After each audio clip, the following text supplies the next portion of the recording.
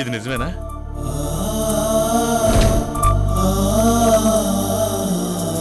ఇప్పుడు నువ్వు ఒక్కదానివి కాదు, ఇద్దరు. అందుకే కడుపు నిండా తినాలి, కంటి నిండా నిద్రపోవాలి, పండంటి బాబుని కనాలి. సరేనా?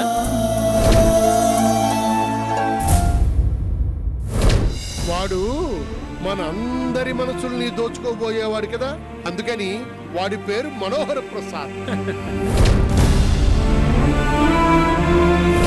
మీ అమ్మ కడుపులో ఇప్పుడు ఇదిగో ఇలాంటి చిన్ని బుజ్జిబాబు. నీకు తమ్ముడున్నాడు కాబట్టి. నేను నీ లల్లి అక్కని. How are you? ఎలా ఉన్నావ్?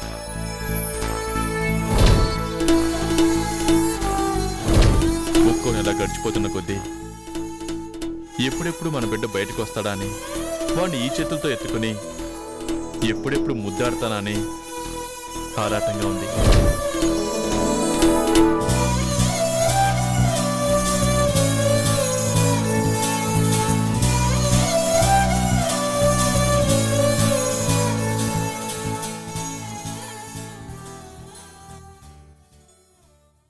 వదినా,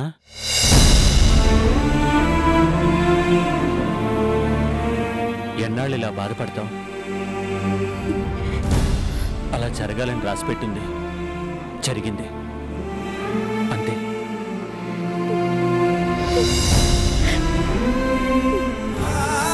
నీకు తెలీదు కృష్ణ, నీకే కాదు ఈ ప్రపంచంలో ఎవరికీ తెలీదు.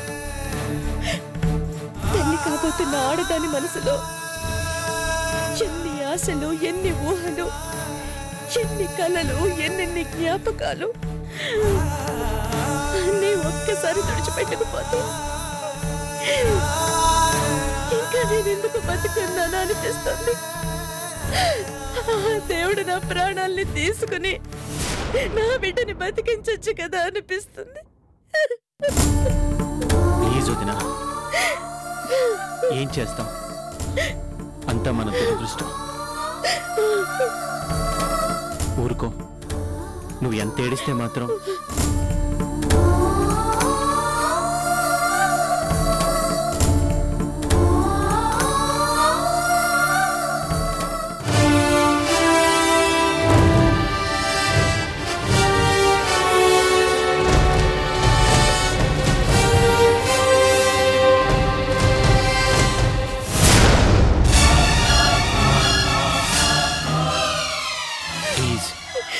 నా మాట విను.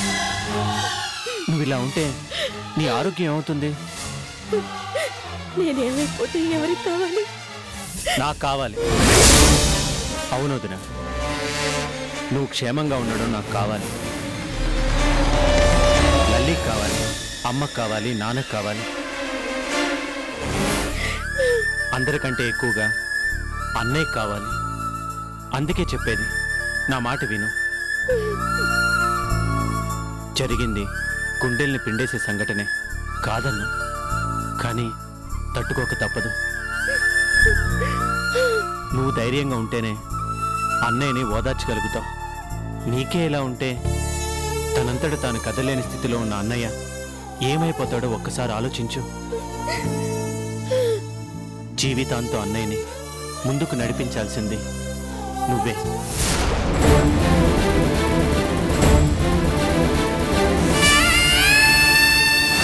పుట్టబోయేవాడికి తండ్రి ఎవరు?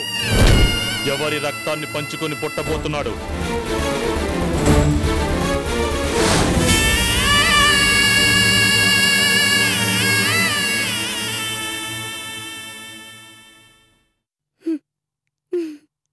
ఎందుకు అది నవ్వుతున్నావు? ఏం లేదు. వెళ్ళొదినా, అన్నయ్యని ఓదార్చు. నీకు నేనున్నానని ధైర్యం చెప్పు.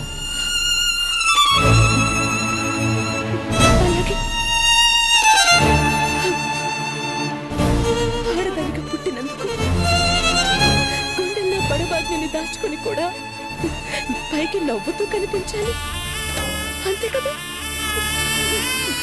అలాగే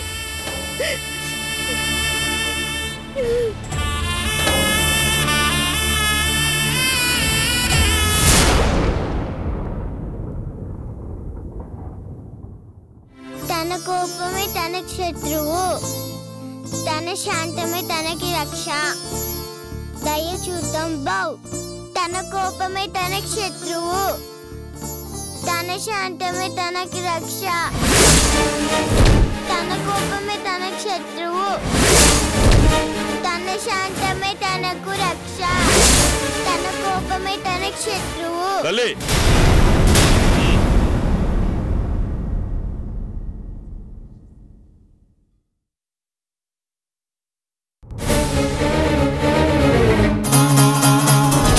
నేనేమైపోతే ఎవరికి కావాలి?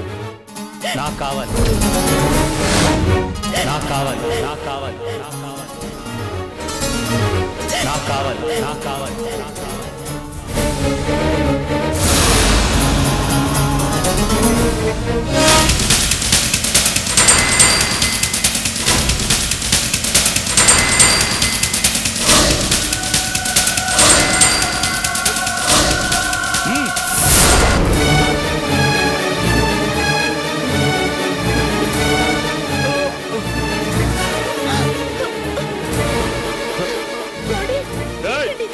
ముట్టుకోకు. ఏంటండి ఇది?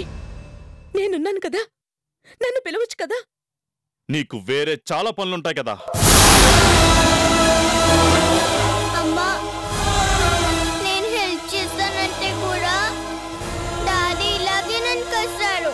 నోర్మోయ్, నువ్వు బయటికి వెళ్ళి ముందు వెళ్ళు.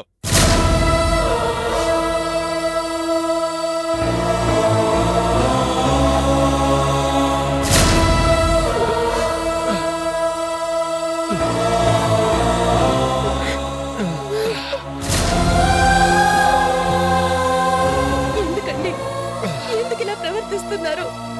ఏ తప్పు చేయకపోయినా ఎందుకు ఇలా విసుక్కుంటున్నారు? నేనేం పాపం చేశానని? నువ్వేం పాపం చేశావో, నువ్వేం పాపం చేస్తున్నావో చాలండి. చిన్నప్పుడు నన్ను మాటలతో హింసించింది చాలు. నేనేం పాపం చేయకపోయినా మీ అనుమానపు చూపులతో నన్ను చిత్రవద చేసింది చాలు. ఇక భరించే శక్తి నాకు లేదు. ఏ బిడ్డ కోసమైతే నా కన్నీళ్ళని నాలో దిగమింగుకున్నానో, ఏ బిడ్డ కోసమైతే ఇన్నాళ్ళు ఏ రంపప్ప కోతని భరించానో, ఏ బిడ్డ కోసమైతే చచ్చిపోవాలనుకున్నా ఆ పని చెయ్యలేక ఇంకా జీవించేవల్లా మిగిలిన్నాను. ఆ బిడ్డ నాకు దూరం అయిపోయాక ఇంకా ఎందుకు దాగుడు మూతలు? చెప్పండి, నేను చేసిన తప్పేంటి? నేను చేసిన పాపం ఏంటి? ప్రతి క్షణం ఎందుకు నాకు హింస? చెప్పండి. చెప్పాలా? చెప్పాలా? చూడు,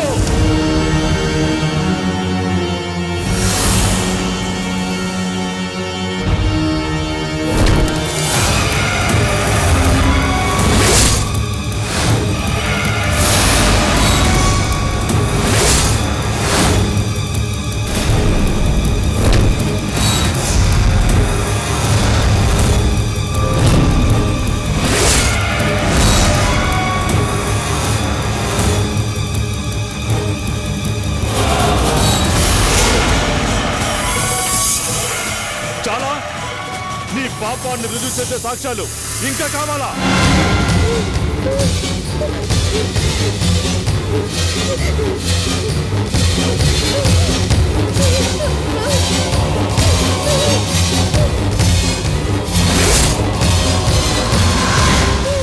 ఒకప్పుడు రాజేష్తో, తర్వాత నా తమ్ముడితో. వీళ్ళిద్దరేనా? ఇంకా ఎవరైనా ఉన్నారా నీ రంకు మొగుళ్ళు? నోరుంది కదా అని అసహ్యంగా అన్యాయంగా మాట్లాడకండి. అసహ్యం అది నీ చేతల్లో ఉంది, నా మాటలో కాదు. కావాలనే ఎవరు మీ మనసుని విరిచేశారు. ఇప్పుడు నేనేం చెప్పినా మీరు వినే స్థితిలో లేరు. అవసరం లేదు. కళ్ళ ముందు కనిపిస్తున్న ఈ సాక్ష్యాలు చాలు. ఏమండి, దయచేసి నేను చెప్పేది కొంచెం ఓపిక వినండి. వద్దు, నువ్వు చెప్పాల్సింది నేను వినాల్సింది, ఇంకేమీ మిగల్లేదు. చాలు, ఇన్నాళ్ళు నన్ను మోసం చేసింది చాలు. తాగుడు మూతలకి తెర దించేద్దాం నువ్వే అన్నావు కాబట్టి వెళ్ళిపో, నా జీవితంలోంచి వెళ్ళిపో. వెళ్ళిపోవాలా? మిమ్మల్ని విడిచిపెట్టి నేను ఎక్కడికి వెళ్తానండి? ఏట్లోకి, వల్లకాట్లోకి. నువ్వు ఎక్కడికి వెళ్ళాలనుకుంటున్నావో, ఎవరితో ఊరేగాలనుకుంటున్నావో నీ ఇష్టం. వెళ్ళిపో, నా కొంటకి కనిపించినంత దూరంగా వెళ్ళిపో.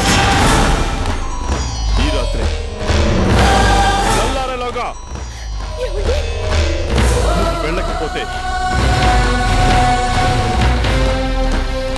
తెల్లారేలోగా నేనే ఈ లోకం నుంచి వెళ్ళిపోతాను.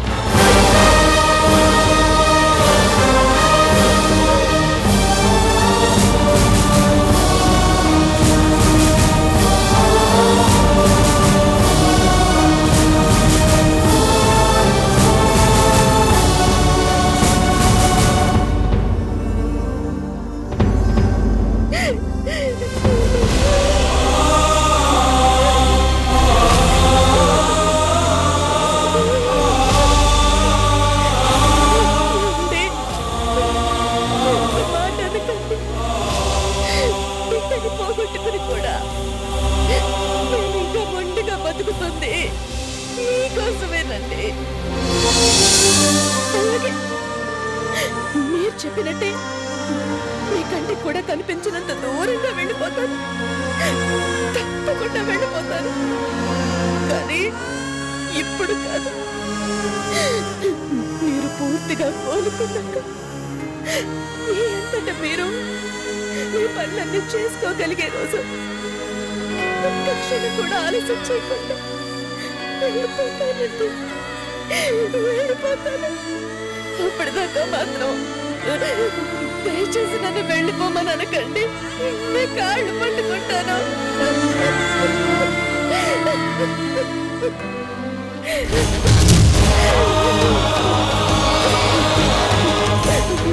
ఇంకా నాటకాలాడి నన్ను నమ్మించాలని చూస్తున్నావు కదే పంచకి. ఈ తాళిని అడ్డం పెట్టుకునే కదూ ఇన్నోళ్ళు నన్ను మోసం చేశావు. ఈ బంధాన్ని ఆసరా చేసుకునే కదూ పతివ్రతలా నటిస్తూ అందరినీ నమ్మించావు. ఈ క్షణంతోనే ఈ బంధాన్ని తెంచి పారేస్తాను.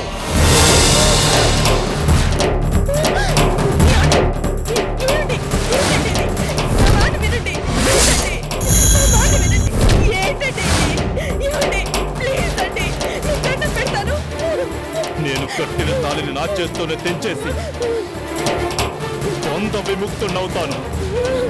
వద్దండి, నా మాట వినండి, నా మాట వినండి. వద్దండి, వద్దండి, దండం పెడతాను. వద్దండి.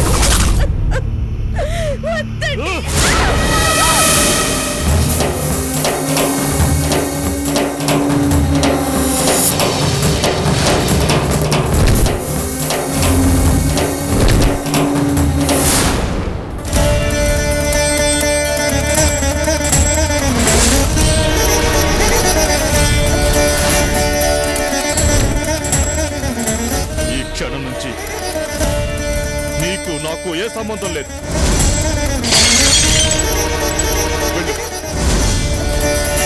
వెళ్ళిపో.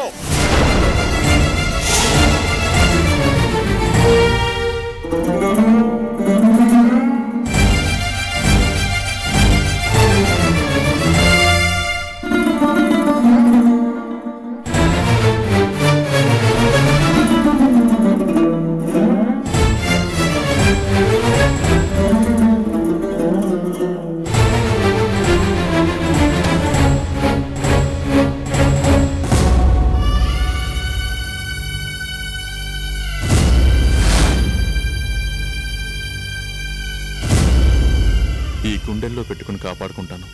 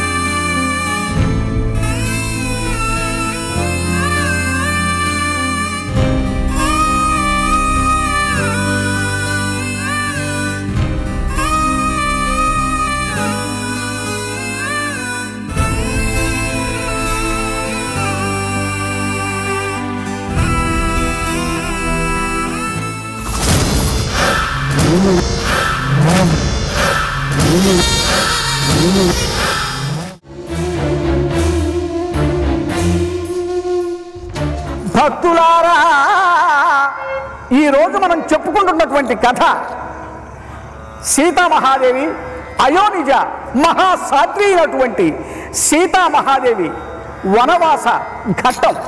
మర్యాద పురుషోత్తమ రాముడు, జగదభిరాముడు, దశరథ రాముడు, కరుణామయుడు ఇంత కఠినమైన నిర్ణయాన్ని తీసుకున్నాడు అంటే నమ్మశక్యం కాకుండా ఉంది. నా రాముడు నన్ను అడవికి పంపించుటయా? అయ్యో, నేనేం పాపం చేశాను? నేను చేసిన నేరం ఏమిటి అని సీతామహాదేవి వాపోయిందట. ఆ సీతామహాదేవి అరణ్యానికి వెళ్లే ముందు ఆ శ్రీరామచంద్రుని దివ్య విగ్రహాన్ని, ఆ మంగళ స్వరూపాన్ని ఒక్కసారి కనులారా చూడాలని ఆశపడి ఆ మహానుభావుణ్ణి ఇలా వేడుకుందుట. రామానిదానసుమే రామానిదానసుమే ఇక నన్ను దూరము చేయగుమే. రామానిదానసుమే దిక్కు నీవేయంటిరా రామా, దిక్కు నీవేయంటిరా రామా, భక్తితో నేనుంటిరా. ఒక్కసారైనా నీ చక్కని మోమును భక్తితో వీక్షించి పరవశించద నేను. రామానిదానసుమే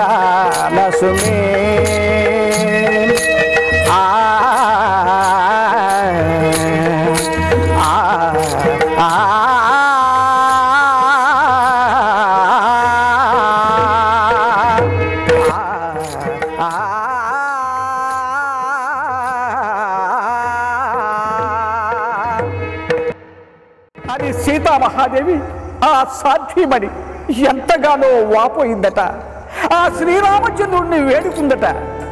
అయినా సరే ఆ శ్రీరామచంద్రుడు ఒకటే మానం, ఒకటే భార్య, ఒకే మాట అని నమ్మిన శ్రీరామచంద్రుడు తన మనస్సుని రాయి చేసుకొని ప్రజాభీష్టం మేరకు ఆ సీతామహాసాధ్విని అడవులకు పంపించడానికి నిర్ణయించుకున్నాడట.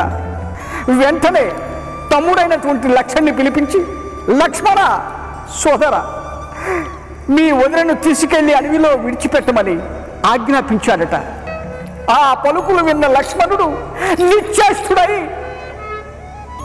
ఏమి చెయ్యాలో పాలుపోక అన్నగారి ఆజ్ఞను శిరస వహించి ఆ సీతామహాసాత్విని తీసుకొని వెళ్ళి అడవిలో విడిచిపెట్టడానికి వెళ్ళాడట.